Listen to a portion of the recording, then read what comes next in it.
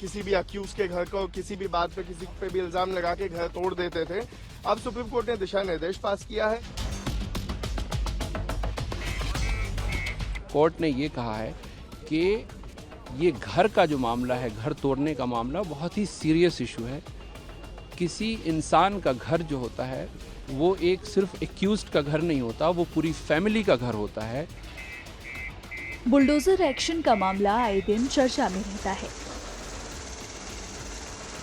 इसके खिलाफ याचिका दायर की गई थी, जिस पर फैसला सुनाते हुए सुप्रीम कोर्ट ने लोगों के घर गिराए जाने को असंवैधानिक बताया है। इसके साथ ही सुप्रीम कोर्ट ने दिशा निर्देश जारी किए हैं, जिसमें अधिकारियों की जवाबदेही तय की गई है। इसके साथ ही सर्वोच्च न्यायालय ने कहा है कि बुलडोजर एक्शन लेने से पहले अधिकारियों को एक प्रक्रिया से गुजरना होगा।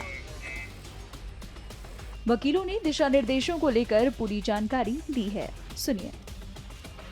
बुलडोजर इनजस्टिस था। आपने किसी भी अक्यूज के घर को किसी भी बात पे किसी पे भी इल्जाम लगा के घर तोड़ देते थे। अब सुप्रीम कोर्ट ने दिशा निर्देश पास किया है कि आपको नोटिस देना पड़ेगा, कम से कम 15 दिन का वक्त देना पड़ेगा। जो कंपाउंडेबल है प्रॉपर्टी का पार्ट, उसे कंपाउंड किया जाएगा। और अधिकारियों पे एक जिम्मेदारी डाल दी गई कि अगर कोई अधिकारी गलती कर रहा है, कानून तोड़ रहा है इससे रिलेटेड, तो उनकी पर्सनल जिम्मेदारी होगी। अगर उन्होंने कोई प्रॉपर्टी डिमोलिश की है, इलीगली डिमोलिश की है, तो उसको रेस्टिट्यूट करने की। ये अपने आप में एक बहुत बड़ा प्रावधान बना दिया है कोर्ट ने, क्योंकि अधिकारी भी अब एक बार सोचेंगे, जब उनकी खुद की जिम्मेदारी, उनके खुद के जेब से पैसा जाएगा, जब किसी गरीब मजलूम या किसी माइनॉरिटी का या किसी का घर जब तोड़ देते थे, तो वो उस पर ज्यादा सोचते नहीं थे। सर, सुप्रीम कोर्ट ने कार्रवाई में भेदभाव की भी बात कही कि कुछ का घर तोड़ दिया जाता है, कुछ के घरों को छोड़ दिया जाता है। इस पर क्या सुप्रीम कोर्ट ने साफ तौर पर कहा? सुप्रीम कोर्ट ने साफ कहा कि अगर एक जगह घर है वहां पे और आपने एक ही लाइन में घर, आपने बस एक घर पकड़ा, उसको तोड़ दिया, तो ये दिखाता है कि एक भेदभाव है। अगर एनक्रोचमेंट है उसी लाइन में बाकी घर है, तो वो भी एनक्रोचमेंट है।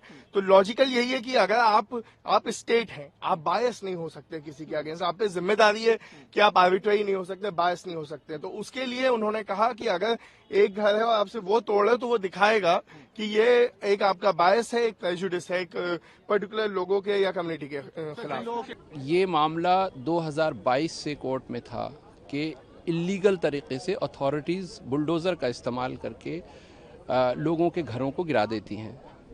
कई बार उसमें सुनवाई हुई और कुछ ऑर्डर्स भी पास हुए।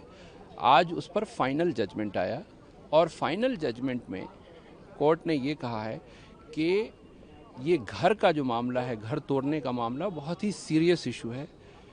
किसी इंसान का घर जो होता है वो एक सिर्फ एक्यूज्ड का घर नहीं होता, वो पूरी फैमिली का घर होता है।